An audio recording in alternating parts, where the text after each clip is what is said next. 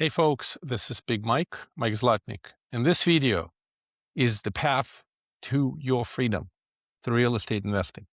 So if you're a corporate executive, employee, professional, you're a doctor, dentist, key professional, pilot, you name it, and you aspire to achieve freedom through passive real estate investing, I want to show you how. It's a very simple math, not very complicated. I'm a mathematician by education, but you don't need a degree in mathematics to be able to see the math.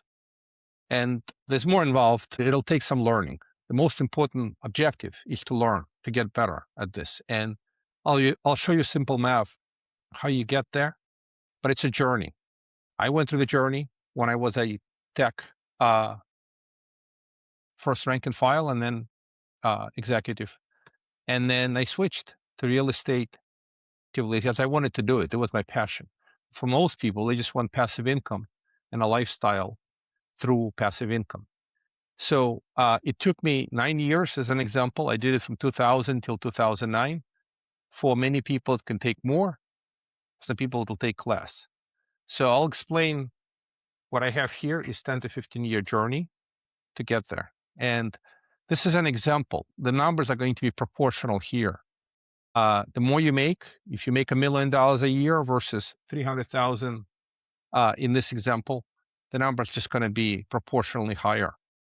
But the concepts apply. So let me start by saying, let's just say you have a salary of 300,000. If you're a business owner, the journey is a little different. But at the moment, it's similar that you have $300,000 worth of income, and then you pay taxes.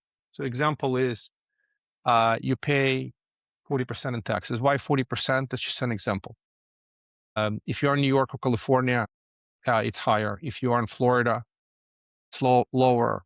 Where Texas, there's no state tax. So you come up with a math. I'm using 40% as a simple example. So it gives you an idea. What you're trying to do here is build your goals first. You're reverse engineering so that you can actually see the path forward. So you have $300,000 active income through corporate job, whatever it is. Hope you're enjoying it. Hope you're very successful at this. But if you want to achieve freedom through real estate, you have to have a framework, a path forward, a goal. Your goal is to, well, you're collecting after taxes today $180,000, 60% net income of your salary, and 40% goes to taxes. That's what you're trying to get. Now, when you go to real estate, you go to passive investing, you're still trying to get to the same $180,000 a year net. How do you get there? Real estate is one beautiful asset class that gives you a pseudo deduction called depreciation. It's a deduction for tax purposes, but it's not cash out of your pocket. So your depreciation shielded. This is the most powerful concept. We have now bonus depreciation that's back and standard depreciation. Combination of the two can shield your cash flow for years to come, all of it. So you can have investments in real estate that generate cash flow and appreciate, and they are shielded from taxes for many, many years. So the reason I'm using the same number is what you're trying to get.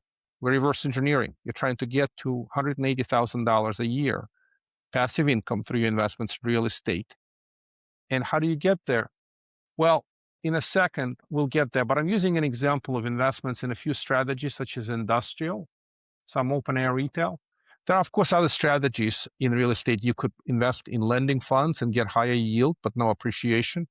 You can invest in multifamily, self-storage assets. These strategies don't generate the same level of yield, and they're more property operationally intensive. But what I'm referring to is simple investments in typically syndications or funds that focus on these strategies, industrial and retail. And I'm very familiar with the strategies. We've done a lot of deals in them, and they're generally pretty conservative in nature. They use conservative leverage, and it's another conversation. We'll talk about that. Right now, we're just focusing on math, how to get there. Of course, you're going to have to learn how to select the investments for your portfolio. Who do you invest with? What type of investments? But that's a separate discussion. At the moment, I'm trying to demonstrate the path, how you get there. So these type of investments are very typical cash flow targets of 7 to 8% annually. and total returns 15 to 16% annually. Now, these numbers are not aggressive, they're actually reasonable.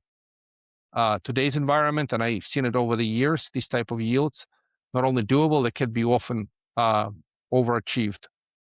We've seen plenty of retail and industrial deals that performing so well, they're generating over 10% yield. So at the moment, let's use 7 to show you the math. So at least you have an idea what you're shooting for. So 180,000 that's what you're trying to receive in cash flow. And the dividend yield that you are expecting to receive is 7 to 8%. You reverse engineer, you take 180,000, you divide by 7 or 8%, and you come up with the target portfolio that you need to have, portfolio size. About 2.25 million to maybe 2.57 to 2.6, that range. These numbers are not difficult. These numbers are extremely simple. Again, very simple division, 180,000 divided by 7 or 8% will give you that number. That's purely cash flow. That, by the way, doesn't account for appreciation. So you're generating 15 to 16% return. Half of it is appreciation, roughly, half of it is cash flow. So right now, I'm only solving for cash flow.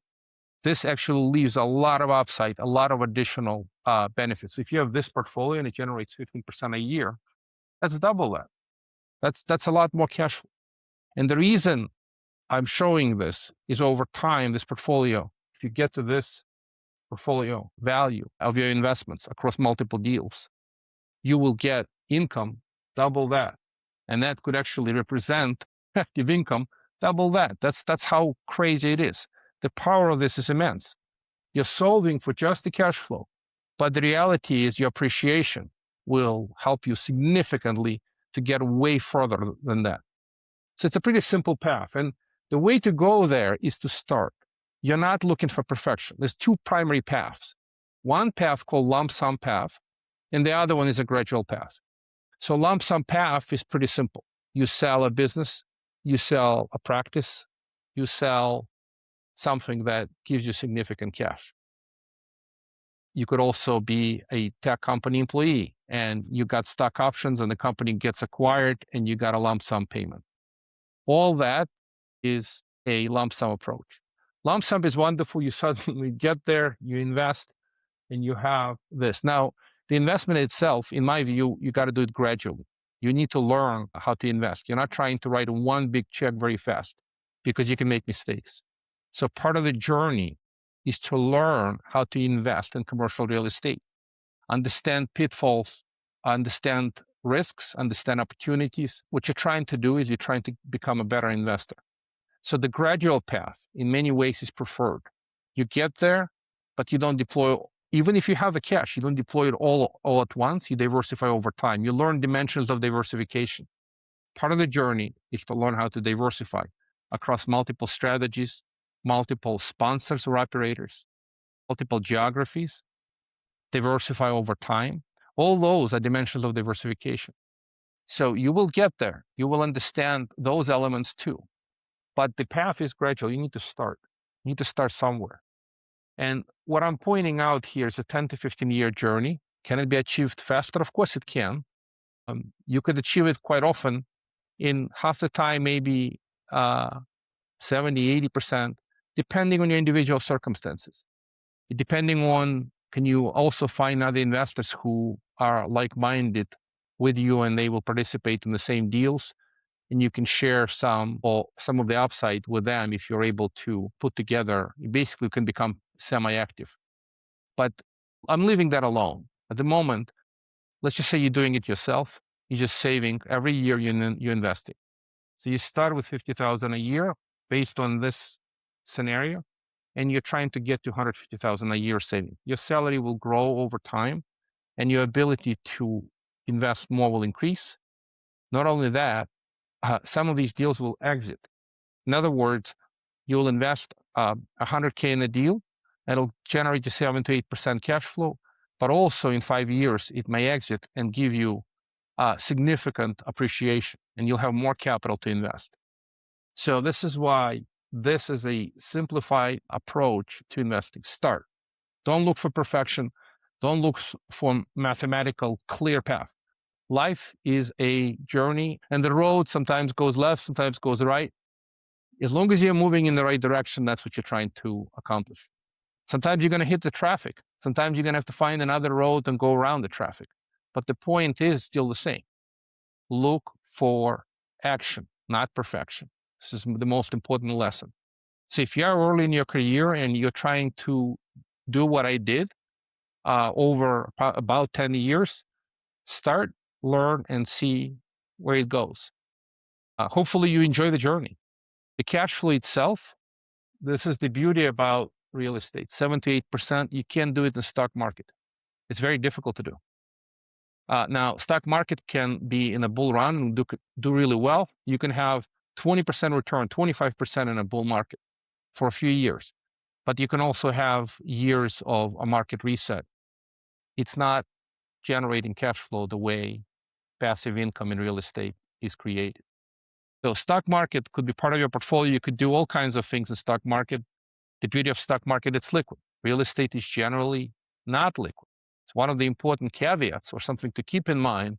Invest in real estate, it's not a stock. You don't click a button and sell. There are publicly traded REITs, could be part of your portfolio, but their yield dividends are not going to be 7 to 8%. Very few. I don't see too many publicly traded yield REITs that do that. Generally, you get 4, 5, maybe 6% yield on those REITs. But private transactions can get you 7 to 8% and sometimes higher. So again, it's just something to keep in mind. So your journey will be full of learning, understanding, and improving. But start, set a path, understand your goals, where you're trying to go, and enjoy the journey on the way. Hopefully your salary will increase over those 10 to 15 years. Furthermore, maybe you'll have some lump sum events.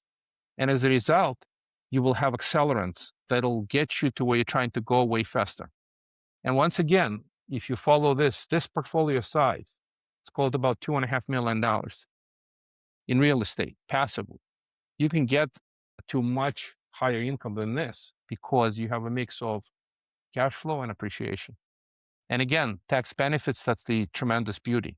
Depreciation will shield your income from taxation for years to come. And real estate has many other benefits. You can roll money from one deal to another through various techniques like 1031 exchanges. There's another concept called passive loss harvesting. So those are different discussions, but all I wanted to do through this video is to show you the path. I hope this was helpful. I hope you will join me on this journey. It's a lot of fun. It's a great opportunity. You're going to learn a lot in the way and achieve your freedom through passive real estate.